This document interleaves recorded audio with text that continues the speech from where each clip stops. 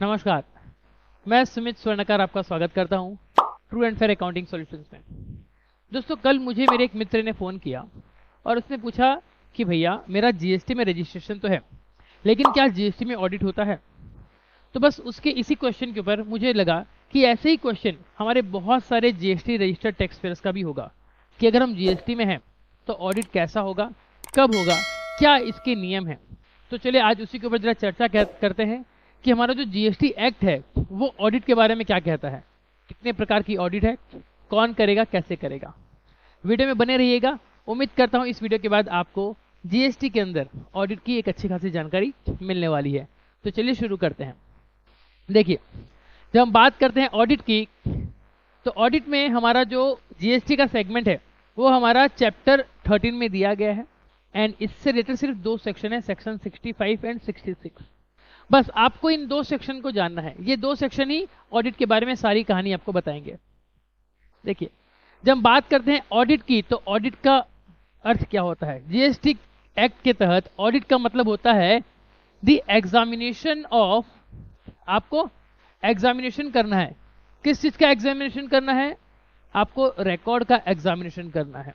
Records मतलब एक business वाला जो भी रिकॉर्ड मेंटेन करता है, उसका बिल बुक हो सकता है, परचेस रजिस्टर हो सकता है, स्टॉक रजिस्टर हो सकता है, ये सारे चीजें जो हैं उसे हम रिकॉर्ड्स कहते हैं। तो अगर आपका ऑडिट होता है तो आपके रिकॉर्ड्स की जांच की जाएगी, एग्जामिनेशन यानी कि जांच की जाएगी। और किसकी जांच की जाएगी? रिटर्न्स की। रिटर्न माने आप हर महीने जो जीएसटीआर 1 फाइल करते हो, जीएसटीआर 3 भी फाइल करते हैं, जीएसटीआर 7 फाइल करते हैं एंड सो ऑन। तो जो आपने रिटर्न फाइल किया है क्या वो सही है या नहीं, उसकी भी हम जांच करते हैं एंड अदर डॉक्यूमेंट। और इसके अलावा कुछ और अगर आप डॉक्यूमेंट मेंटेन कर रहे हैं as per the GST law, तो उसका भी हम जांच करते हैं कि क्या आपने सही ढंग से उसको मेंटेन किया है या नहीं। किन रिकॉर्ड्स की जांच करोगे, किन रिटर्न की जांच करोगे और किन अदर डॉक्यूमेंट्स की जांच करोगे? उनकी जो कि आप मेंटेन कर रहे हो या फिर जरूरत पड़ने पर आपने उस चीजों को फर्निश किया है डिपार्टमेंट में। जब डिपार्टमेंट ने आपसे मांगा कि भैया हमको ये डिटेल दीजिए, आपने जो डिटेल फर्निश करी उसकी जांच करेंगे। और आपने जो डेटा मेंटेन करके रखा हुआ है रिकॉर्ड के माध्यम से, आपके पास जो बिल बुक है, जो स्टॉक रजिस्टर है, जो अकाउंटिंग सॉफ्टवेयर में आप अगर डेटा रखे हो, तो वो सब क्या किया जाएगा? जांच किया जाएगा। ये सब कौन मेंटेन कर रहा है? ये मेंटेन कर रहा है रजिस्टर्ड पर्सन। जी हाँ, वो पर्सन जिसने जीएसटी में रजिस्ट्रेशन लिया हुआ है और जिसका जीएसटी IN है। जीएसटी IN मतलब जीएसटी आइडेंटिफिकेशन नंबर। सिंपली अगर हम बोले तो जो आपका जीएसटी नंबर होता है उसे हम जीएसटी कहते हैं। तो अगर आप एक जीएसटी में रजिस्टर्ड पर्सन हो और आप कुछ भी रिकॉर्ड वगैरह मेंटेन कर रहे हो, आपने जो भी रिटर्न सबमिट किया, उन सबका आपका ऑडिट हो सकता है। क्यों किया जाता है ये ऑडिट? ऑडिट किया जाता है टू वेरीफाई, कुछ चीजों को वेरिफिकेशन के लिए किया जाता है। क्या वेरीफाई करते हैं डिपार्टमेंट वहां पर? First, the correctness of turnover declared. जी हाँ भैया, आपने जो टर्नओवर डिक्लेयर किया है आपके रिटर्न में वो कितना सही है। आपको पता है ना कि जीएसटी में एक पर्टिकुलर टर्नओवर अगर क्रॉस कर जाए तो जीएसटी के बाकी के प्रोविजन भी लग जाते हैं। एग्जाम्पल के तौर पे आपको बताता हूं कि मान लीजिए कि अगर आपका 2 करोड़ से ज्यादा का टर्नओवर हो गया तो आपको जीएसटी में एनुअल रिटर्न फाइल करना पड़ेगा।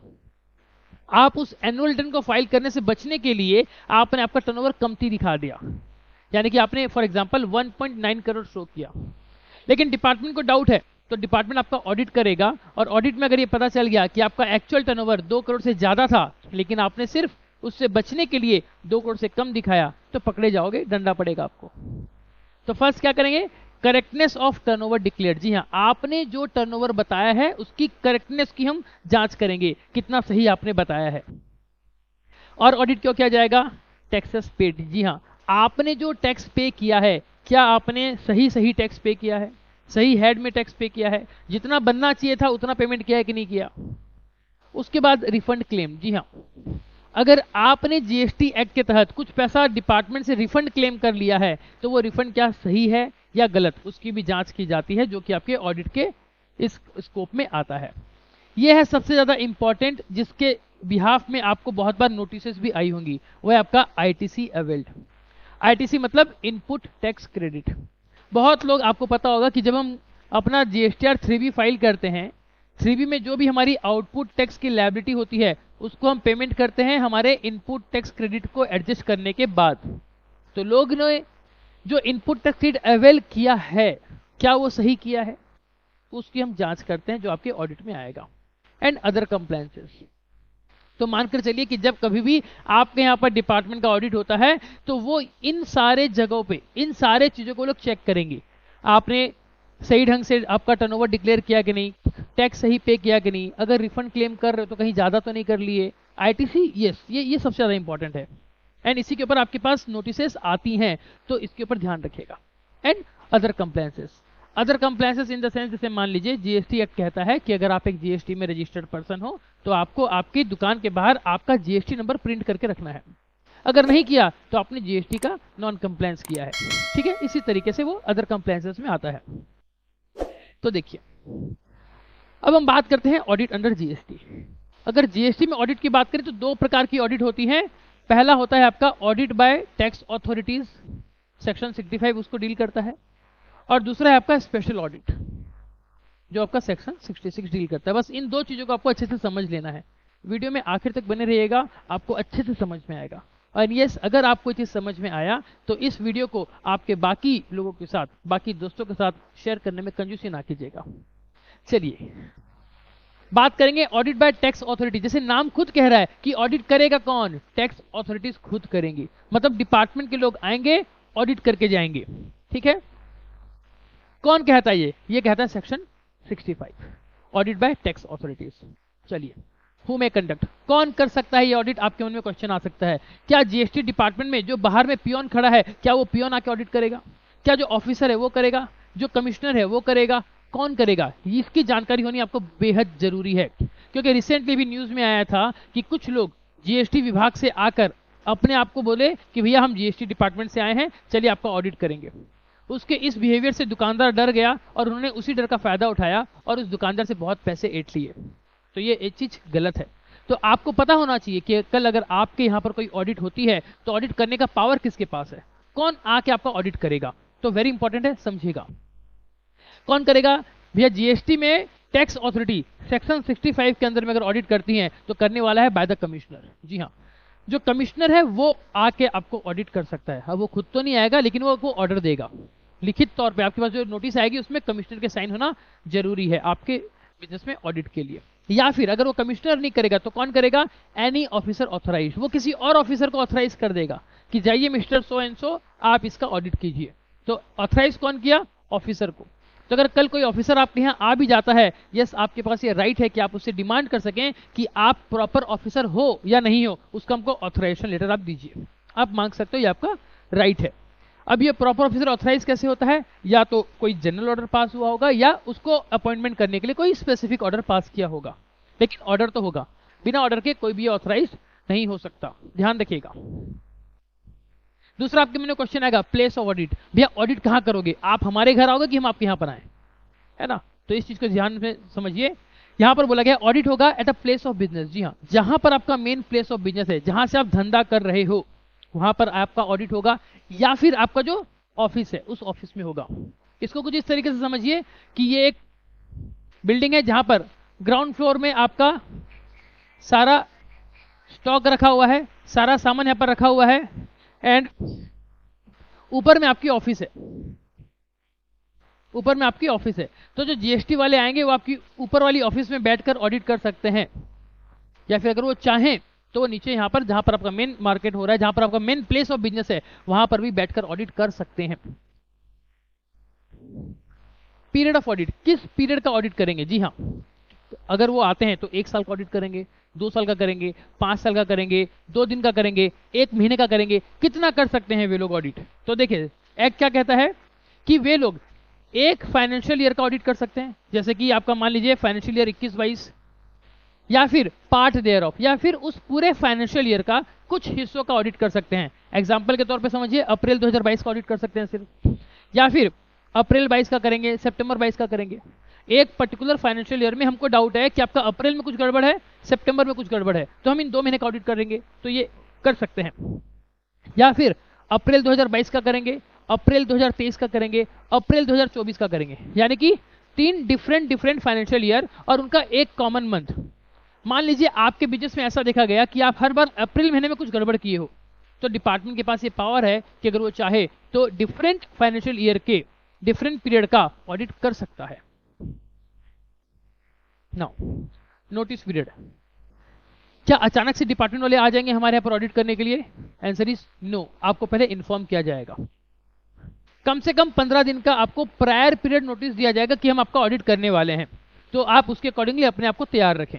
हम आएंगे आपके घर 15 दिन के बाद, ठीक है। मिनिमम 15 डेज, याद रखिएगा। अगर आपके पास नोटिस आ रही है जीएसटी की और वो 15 दिन से कमती आई, मान लीजिए कि आज आपके पास फोन आता है किसी ऑफिसर का कि हम कल आपके यहाँ पर आएंगे ऑडिट करने के लिए, अगर ऐसे कुछ होता है तो वो चीज गलत होगी। आपके पास राइट है, आप इस ऑडिट को चैलेंज कर सकते हो, ठीक है, क्योंकि मिनिमम 15 डेज का आपको प्रायर नोटिस मिलना चाहिए। कंडक्ट ऑफ ऑडिट क्या है? कमेंसमेंट ऑफ ऑडिट, आपका ऑडिट कब से शुरू हुआ, ऐसा कब माना जाएगा?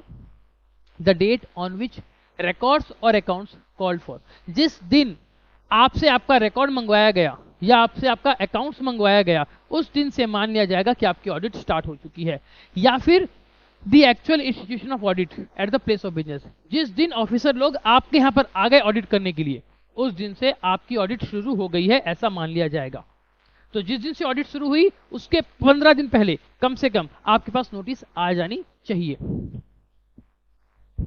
Now time limit for completion, भैया कितने दिन में वो ऑडिट कंप्लीट होगी ये भी बताना बहुत जरूरी था, वरना क्या होता, डिपार्टमेंट आपके यहाँ पर ऑडिट शुरू कर देता, ऑडिट के बहाने आपकी दुकान बंद कर देता और वो फिर साल भर आपकी दुकान बंद कराए रखता, तो वो चीज गलत हो जाती। तो इसलिए एक टाइम लिमिट फिक्स करना बहुत जरूरी था, वरना क्या होता, जिस तरीके से आज हमारे कोर्ट में बहुत सारे केसेस पेंडिंग पड़े हैं, वैसे ही जीएसटी में बहुत सारे ऑडिट पेंडिंग पड़े होते, तो इसलिए टाइम लिमिट देना जरूरी था। तो कब तक आप खत्म करोगे इसको? तो टाइम लिमिट है आपका with in 3 months from the commencement of audit, जिस तारीख से आपका ऑडिट स्टार्ट हुआ, मतलब जिस दिन आपसे आपका डिटेल मांगा गया, रिकॉर्ड मांगा गया, या फिर जिस दिन आपके यहाँ पर ऑफिसर लोग आ गए, उस दिन से 3 महीने के अंदर ऑडिट को खत्म करना जरूरी है। लेकिन अगर कुछ स्पेशल सिचुएशन हुई तो इसको एक्सटेंड किया जा सकता है अप टू 6 मंथ, और 6 महीना तक बढ़ाया जा सकता है किसी स्पेशल सर्कमस्टेंसेस में, प्रोवाइडेड रीजन मेटेरियल होना चाहिए। मान लीजिए आपके यहाँ पर ऑडिट के लिए टीम आई, और जैसे टीम आई आप उनको देख के हक्के बक्के हो गए, आपको हार्ट अटैक आ गया और आप बेहोश होकर गिर गए। अब आप 3 महीने कोमा में चले गए, तो जब 3 महीने के बाद आपको होश आया, उसके बाद ना आपका ऑडिट होगा। तो इसीलिए अगर कुछ मेटेरियल ग्राउंड है तो यस, उसको एक्सटेंड किया जा सकता है। नाउ बात करेंगे हाउ टू कंडक्ट ऑडिट। ये जो ऑडिट होगी किस तरीके से होगी, कैसे होगी, जरा समझिए। जो ऑफिसर होगा ना वो वेरीफाई करेगा, जो ऑफिसर आया आपके यहाँ पर वो वेरीफाई करेगा। क्या वेरीफाई करेगा, ध्यान से देखिए, ये बहुत ज्यादा इंपॉर्टेंट है आप सभी लोगों के लिए। क्या वेरीफाई करेगा? सबसे पहले वो वेरीफाई करेगा उन डॉक्यूमेंट्स को जिनके आधार पे आपका बुक्स ऑफ अकाउंट मेंटेन किया गया है। मतलब आपका जो आप अकाउंटिंग मेंटेन कर रहे हो, वो अकाउंटिंग किन डॉक्यूमेंट के बेसिस पे कर रहे हो, उन डॉक्यूमेंट्स को वेरीफाई करेगा वो। मतलब एकदम सोर्स डॉक्यूमेंट जो है उसको वेरीफाई करेगा वो। रिटर्न्स एंड स्टेटमेंट्स फर्निश्ड, आपने जो रिटर्न फाइल किया है, जीएसटीआर 1 सबमिट किया है, जीएसटीआर 3 भी सबमिट किया है, उसको भी वेरीफाई करेगा कि आपके अकाउंट्स में दिखा रहा है 1 करोड़ का लायबिलिटी, तो रिटर्न में भी 1 करोड़ की लायबिलिटी हमको दिखनी चाहिए। आपके अकाउंट्स में दिखा रहा है आपने इनपुट अवेल किया 1 लाख रुपए, तो हमारा रिटर्न में भी 1 लाख इनपुट अवेल होना चाहिए। ऐसा नहीं कि आपके अकाउंट्स में 1 लाख रुपए इनपुट अवेलेबल है लेकिन आपने रिटर्न में 2 लाख का इनपुट अवेलेबल कर दिया ताकि आपको पेमेंट ना करना पड़े। ऐसा किए हो गड़बड़ हो जाएगा, फंस जाओगे। उसके बाद करेक्टनेस ऑफ द टर्नओवर, आपने जो टर्नओवर बताया है वो कितना करेक्ट है वो जांच करेगा। एग्जेम्पशंस एंड डिडक्शंस, अगर आपने कुछ क्लेम किए हैं जीएसटी में तो वो उसको भी चेक करेगा। रेट ऑफ टैक्स अप्लाइड, जी हाँ, आपने जो सामान को बेचा, जो गुड्स बेचा या जो सर्विसेज बेची, उसके ऊपर जो जीएसटी रेट लगना चाहिए था, क्या वो आपने उतना लगाया है कि नहीं लगाया, वो भी क्रॉस वेरीफाई करेगा। अगर आपने कमती लगाया, फॉर एग्जांपल किसी आइटम के ऊपर 12% का जीएसटी लगना चाहिए था लेकिन आपने क्या किया, आपने उसके ऊपर सिर्फ 3% जीएसटी लगाया, तो इस केस में आपने गलत लगाया है, डिपार्टमेंट आपसे पूरा 12% का क्लेम मांगेगा। अब आप ये नहीं बोल सकते कि सर जब मैंने कस्टमर से 3% कलेक्शन किया है तो मैं तो आपको 3% ही दूंगा ना, ये चीज नहीं बोल सकते, क्योंकि जब किसी प्रोडक्ट के ऊपर 12% रेट है तो आपको 12% ही कलेक्ट करना है। ऐसा कब हो सकता है, सिचुएशन को जरा समझिएगा। मान लीजिए आपका प्रोडक्ट है 100 रुपए का, जिसके ऊपर 12% जीएसटी लगना चाहिए और इसकी कीमत हो जाएगी 112 रुपए। अब ये कंपटीशन मार्केट है, आपने क्या किया, आपने आपके कंपटीटर को मतलब हराने के लिए सेम आइटम 100 रुपये वाला आपने बेचा और उसके ऊपर आपने जीएसटी कितना कलेक्शन किया, 3%, यानी कि अब आपने कस्टमर से कितना लिया, 103 रुपए। और जो जीएसटी का पार्ट आपने कलेक्शन किया था यह आपने गवर्नमेंट को पे कर दिया और आप खुश कि भैया हमने कमती जीएसटी लिया, कमती दे दिया। लेकिन यहाँ पर देखिए आपने गलत जीएसटी चार्ज करके गवर्नमेंट का नुकसान कर दिया, तो गवर्नमेंट बोलेगी ऐसा नहीं चलेगा, हमारा हिस्सा तो हमको मिलना चाहिए। आप भले आपका ये जो कॉस्ट है, जो 100 रुपए का आप आइटम बेच रहे हो उसका प्रॉफिट घटा दो, उसको 90 में बेचो, आप अपना प्रॉफिट का नुकसान करो, हमारा नहीं कर सकते। इसीलिए आपको यहाँ पर अगर आपने गलत टैक्स चार्ज किया है तो फंसोगे आप। फिर क्या दिखेगा officer, ITC availed and utilize, आपने कितना इनपुट टैक्स क्रेडिट अवेल किया है और कितना यूटिलाइज किया है, क्या वो सही किया है कि नहीं किया, इसकी जांच होगी। एंड रिफंड क्लेम, अगर आपने कुछ रिफंड क्लेम किया है, आपका एक्सपोर्ट का बिजनेस है, तो जब एक्सपोर्ट करते हो ना उस केस में अगर आपने कुछ सामान परचेज किया है जिसके ऊपर आपने जीएसटी पेमेंट किया है तो उसका आप रिफंड क्लेम कर सकते हो। तो कहीं अगर आपने ज़्यादा क्लेम कर लिया या गलत क्लेम कर लिया उसकी भी जांच आपका ऑफिसर आके करेगा। And other relevant issue, example के तौर पे समझिए आरसीएम।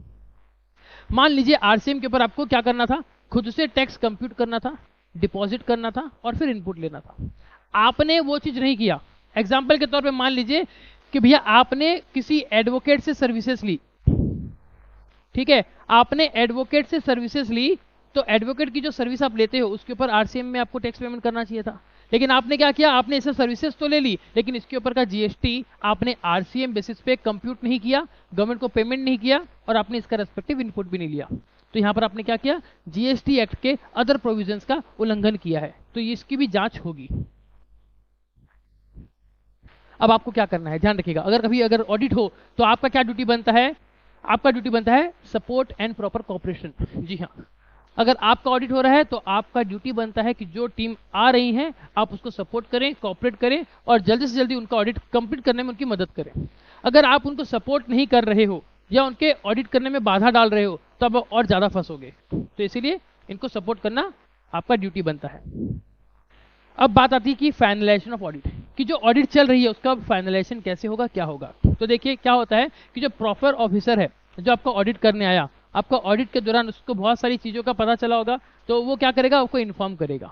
किसको इन्फॉर्म करेगा, रजिस्टर्ड पर्सन को। कौन है रजिस्टर्ड पर्सन, आप हो जिसका ऑडिट हो रहा है, वो आपको इन्फॉर्म करेगा कि सर देखिए हमने आपका ऑडिट किया था, हमने ये सारी डिस्क्रिपेंसीज नोटिस करी हैं, ठीक है, अब हम आपको एक ऑफर देते हैं कि आप इसके बिहाफ में कुछ रिप्लाई हमको दे दीजिए, शो कॉज नोटिस, कि हमने ये डिस्क्रिपेंसी नोटिस करी है, अब आप इसका रिप्लाई दीजिए, क्या आप इसको एडमिट करते हो, क्या इसमें से कुछ गलत है।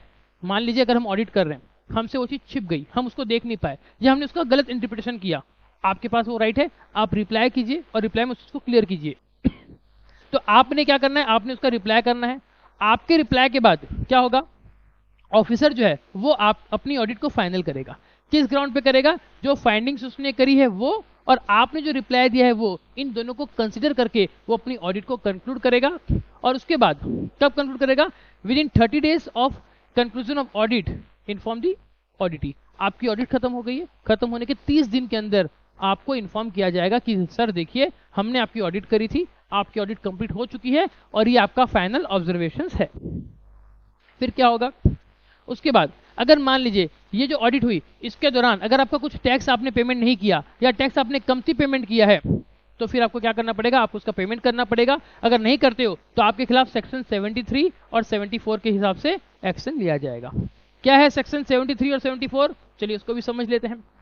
बेसिकली सेक्शन 73 और 74 डील करता है उस तरीके से जहां पर अगर आपकी कोई टैक्स लायबिलिटी है और आपने अगर उसको पेमेंट नहीं किया, कैसे नहीं किया, शॉर्ट पेमेंट हो गया, मतलब 100 रुपये देने थे आपने 80 का पेमेंट किया, यानी कि 20 रुपये का आपका शॉर्ट पेमेंट हो गया। अगर ऐसा कुछ हो गया है, आपने टैक्स का पेमेंट ही नहीं किया, गलती से अपने गलत रिफंड ले लिया या फिर अपने आईटीसी गलत अवेल किया, अगर ये सब कारण में से कुछ हुआ आपका और आपका टैक्स लायबिलिटी निकल रहा है, तो उसका हम कैसे रिकवरी करेंगे आपसे, ये उसका आपको बताया जाता है मैनर।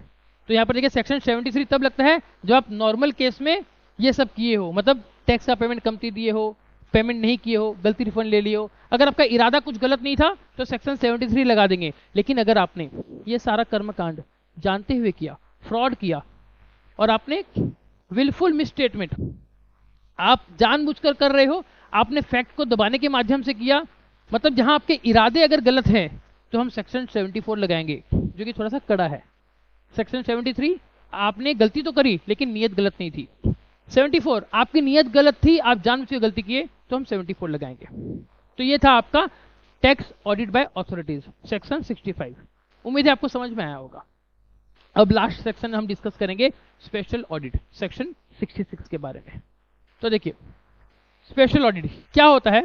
कभी कभी डिपार्टमेंट आपका स्क्रूटनी कर रहा है आपके द्वारा फाइल किए गए रिटर्न का, या इंक्वायरी चल रही है आपके बिजनेस की, या आपके बिजनेस का इन्वेस्टिगेशन चल रहा है, या कोई और भी प्रोसीडिंग्स आपके बिजनेस के खिलाफ चल रही है।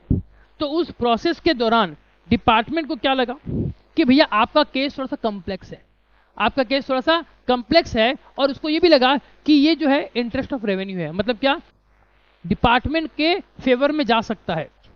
कुछ तो ऐसा आपके केस में है, अगर इसमें हम और डिटेल में जाएं, मतलब मान के चले कि मैं डिपार्टमेंट हूं, मैं आपके यहाँ पर ऑडिट करने के लिए आया, ऑडिट नहीं माफ कीजिएगा, मैं आपके यहाँ पर कोई आपका रिटर्न का स्क्रूटनी कर रहा हूँ। आपने जो रिटर्न फाइल किया हम उसका स्क्रूटनी कर रहे हैं। स्क्रूटनी करते करते मान लीजिए मुझे कुछ लगा कि आपका डेटा थोड़ा सा कॉम्प्लेक्स है, अगर इसको सुलझा दिया जाए तो उससे हमको फायदा होगा। मैं कौन हूँ? डिपार्टमेंट। डिपार्टमेंट का रेवेन्यू का फायदा होगा, है ना, डिपार्टमेंट का फायदा होगा, और आपका केस थोड़ा सा कॉम्प्लेक्स है, अगर ऐसा मुझे लगता है, मैं हूँ प्रॉपर ऑफिसर, आपका स्क्रूटनी कर रहा हूँ, स्क्रूटनी करने के दौरान अगर मुझे ऐसा लगा तो क्या होगा, जो ऑफिसर है, ऑफिसर कौन होना चाहिए, वो कम से कम असिस्टेंट कमिश्नर या उससे ऊपर वाला लेवल का होना चाहिए। छोटे चिद्दी पिद्दी लोग नहीं कर सकते। कौन कर सकता है? असिस्टेंट कमिश्नर वाला लेवल का आदमी रहेगा। वो क्या करेगा, उसका ये ओपिनियन है क्या कि आपने जो डेटा दिया है उसमें वैल्यू ऑफ सप्लाई जो है वो गलत है, या फिर आपने गलत आईटीसी क्लेम किया है। हम ऑफिसर हैं, आपके रिटर्न का स्क्रूटनी कर रहे हैं, चेक कर रहे हैं, करते करते लगा कि भैया आपने कुछ गलत वैल्यू दिखाई है, या फिर आपने गलत इनपुट टैक्स क्रेडिट लिया है, लेकिन कितना लिया है, क्या लिया है, हम थोड़े से कंफ्यूज हो गए हैं, आपका डेटा थोड़ा सा कॉम्प्लेक्स है, और अगर उसको सुधार दिया जाए तो वहां से बहुत पैसा मिलेगा, डिपार्टमेंट का फायदा होगा। अगर ऐसा उस ऑफिसर को लगता है तो ऑफिसर क्या करेगा, ऑफिसर कमिश्नर से अप्रूवल लेगा।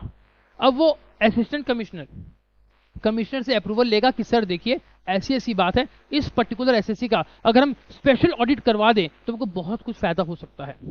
तो क्या करेगा वो फिर प्रॉपर अप्रूवल लेने के बाद अब वो जो ऑफिसर है आपको, आप मतलब कौन, जीएसटी में registered person, issue direction to registered person. अब वो उस रजिस्टर्ड पर्सन को डायरेक्शन इशू करेगा। क्या चीज का डायरेक्शन, कि सुनो भैया हम आपका स्क्रूटनी कर रहे थे, स्क्रूटनी में हमको डाउट लग रहा है, इस डाउट को क्लियर करने के लिए हम आपको ये निर्देश देते हैं कि आपको आपका अकाउंट्स ऑडिट करवाना है, आपको आपका अकाउंट्स ऑडिट करवाना है। ऑडिट कौन करेगा? ऑडिट करने वाला या तो सीए होगा या फिर सीएमए कॉस्ट अकाउंटेंट, या तो चार्टर्ड अकाउंटेंट ऑडिट करेगा या फिर कॉस्ट अकाउंटेंट ऑडिट करेगा। अब ये चार्टर्ड अकाउंटेंट और कॉस्ट अकाउंटेंट ये कौन होंगे? ये आपके पसंद वाले नहीं होंगे, ये जैसा डिपार्टमेंट चाहेगा वो करेगा। यहाँ तो आप खुश हो जाते ना कि चलो भैया हमारा पास तो हमारा सीए है, 15 साल से हमारा काम वही कर रहा है, उसने अभी पिछले साल ही हमारा बिजनेस का ऑडिट किया था, वही ऑडिट रिपोर्ट जाके चिपका देंगे डिपार्टमेंट में। तो डिपार्टमेंट का ऑफिसर बोलेगा ना ना ना ना ना, ऐसा नहीं चलेगा, यहाँ पर हमको डाउट लग रहा है ना, तो जिसको हम बोलेंगे हमने किसी एक सीए को अपॉइंट किया है, हम किसी एक सीए को नॉमिनेट करेंगे, वो सीए आपके यहाँ पर आएगा और ऑडिट करेगा। जी हाँ, वो सीए कौन रहेगा? Nominated by the commissioner. जी हाँ, कमिश्नर जिस सीए को या जिस सीएमए को नॉमिनेट करेगा वही आपका ऑडिट करेगा। तो याद रखिएगा, अगर आपका पुराना कोई ऑडिट ऑलरेडी भी है उससे फर्क नहीं पड़ता। अगर आपका अकाउंट ऑलरेडी ऑडिट हो चुका है एक सीए के द्वारा, फिर भी आपको ऑडिट करवाना पड़ेगा। ठीक है, आप ये एक्सक्यूज नहीं दे सकते। नाउ स्पेशल ऑडिट का टाइम लिमिट। तो देखिए, जो सीए या फिर सीएमए जिसको अपॉइंट किया गया आपका ऑडिट करने के लिए, वो एक ऑडिट रिपोर्ट सबमिट करेगा। किसको सबमिट करेगा? असिस्टेंट कमिश्नर को करेगा या अपर लेवल वाले कमिश्नर को करेगा जिसने उसको ऑडिट अपॉइंट किया है। कितने दिन में करेगा? विद इन 90 डेज, 90 दिनों के अंदर वो आपको माफ कीजिएगा, 90 दिन के अंदर वो आपका ऑडिट रिपोर्ट दे देगा। लेकिन ये जो 90 दिन है, तो जो असिस्टेंट कमिश्नर है वो मे एक्सटेंड, अगर वो चाहे तो इस 90 दिन को और एक्स्ट्रा 90 दिन से बढ़ा सकता है। कब बढ़ाएगा? आपने कोई एप्लीकेशन दिया, या तो आपने दिया रजिस्टर्ड पर्सन, या फिर जो सीए या सीएमए काम करने आया है, ऑडिट करने आया है, उसने एप्लीकेशन दिया कि सर हमको थोड़ा और एक्स्ट्रा टाइम चाहिए। तो यस, असिस्टेंट कमिश्नर को अगर लगा तो वो उसको बढ़ा सकता है टाइम लिमिट को। कब बढ़ाएगा? अगर आपका जो ग्राउंड है एप्लीकेशन का वो मटेरियल हो और सफिशिएंट रीजन हो। जैसे मैंने कुछ देर पहले बताया था कि आपका जैसी ऑडिट का केस आपने सुना, आपको हार्ट अटैक आ गया, आप हॉस्पिटलाइज हो गए, 1-2 महीने की छुट्टी हो गई आपकी, उसके बाद आप बिजनेस ज्वाइन किए, तो 1-2 महीना ऑलरेडी हम डिले चल रहे हैं, तो प्लीज असिस्टेंट कमिश्नर आप इस ग्राउंड पे हमारा जो टाइम लिमिट है उसको एक्सटेंड कर दें। हो सकता है। कितना दिन करेगा? 90 दिन बाय डिफॉल्ट था और एक्स्ट्रा 90 दिन बढ़ा सकता है।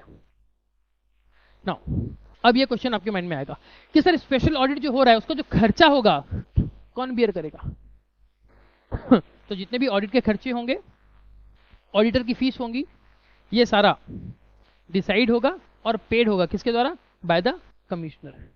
कमिश्नर फाइनल करेगा और वो आपको पेमेंट करना पड़ेगा। तो स्पेशल ऑडिट को हम कैसे डील करें? तो देखिए इस पिक्चर के माध्यम से समझिएगा क्या होगा। जितने भी कुछ मेटेरियल इंफॉर्मेशन आपके ऑडिट के द्वारा पता चलेंगी, उन जानकारियों को रजिस्टर्ड पर्सन को एक शोकॉज नोटिस के द्वारा पूछा जाएगा कि देखिए मिस्टर पर्सन, हमने आपका ऑडिट स्पेशल ऑडिट किया। स्पेशल ऑडिट करने के बाद हमको क्या मिला? स्पेशल ऑडिट करने के बाद हमको कुछ डिटेल मिली। अब आप इसका रिप्लाई दीजिए। आप क्या करोगे? इसका रिप्लाई करोगे। उसके बाद क्या होगा? ऑडिट आपकी कंक्लूड होगी आपके रिप्लाई के बाद।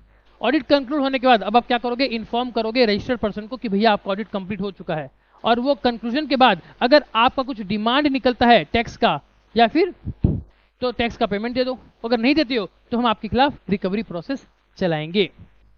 तो देखिए क्या हो सकता है, अगर टैक्स पेयर ने पेमेंट कर दिया डिमांड का तो कोई एक्शन नहीं लेंगे, और अगर टैक्स पेयर ने पेमेंट का डिमांड नहीं किया तो हम उसके खिलाफ रिकवरी प्रोसेस इनिशिएट कर देंगे। ये था आपका स्पेशल ऑडिट। तो दोस्तों ये था हमारा आज का सेशन जहां पर हमने कवर किया टैक्स अथॉरिटी द्वारा ऑडिट और स्पेशल ऑडिट। जी हाँ, याद रखिएगा सेक्शन 65 जहां पर ऑडिट करती है टैक्स अथॉरिटी, सेक्शन 66 जहां पर ऑडिट होता है स्पेशल ऑडिट। उम्मीद करता हूं आज के इस वीडियो से आपको बहुत कुछ सीखने मिला होगा और ये चीज़ आपको आपके बिजनेस करने में बहुत सहायता देने वाली है।